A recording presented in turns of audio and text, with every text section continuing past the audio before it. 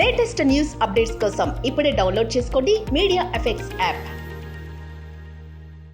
రాజ్-తరుణ్ ప్రేయసి లావణ్య మరోసారి ఆందోళనకు దిగింది. మొదట ప్రసాద్ ల్యాబ్స్ దగ్గర హడావుడి చేసిన లావణ్య తర్వాత మాదాపూర్లోని రాజ్-తరుణ్ ఇంటి దగ్గర నిరసనకు దిగింది.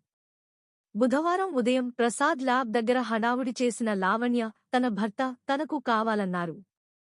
కొందరు వ్యక్తులు అతడిని కలవనీయకుండా అడ్డుకుంటున్నారని లావణ్య ఆరోపించింది. హైదరాబాద్లోని ప్రసాద్ ల్యాబ్లో తిరగబడరసామి ప్రీ-రిలీజ్ వేదిక జరిగింది. రాజ్-తరుణ్, మాల్వీ మల్హోత్రా సహా చిత్ర బృందం ఈ ఈవెంట్లో పాల్గొంది. ఫంక్షన్ జరిగే ప్రసాద్ ల్యాబ్ దగ్గరకు వెళ్లిన లావణ్యను పోలీసులు అడ్డుకున్నారు.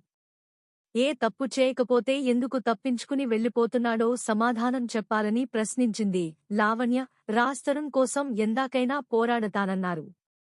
ఆ తర్వాత రాజ్-తరుణ్ ఇంటి వద్దకు కూడా వెళ్లి ఆందోళనకు దిగింది లావణ్య. ఇంటి తలుపులు తీయాలని నిరసన చేపట్టింది.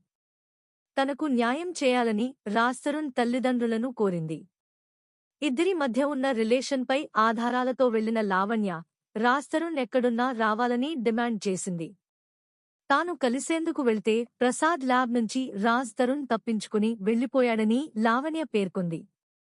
ఇదిలా ఉంటే తాను లావణ్య విషయంలో ఇప్పటికే క్లారిటీ ఇచ్చానన్నారు నటుడు రాజ్-తరుణ్.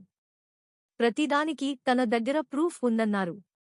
లీగల్గా ప్రొసీడ్ అవుతానని చెప్పారు. తాను ఈ విషయంలో ఏ తప్పు చేయలేదన్నారు. పోలీసుల నోటీసులకు సమాధానం ఇచ్చానన్నారు.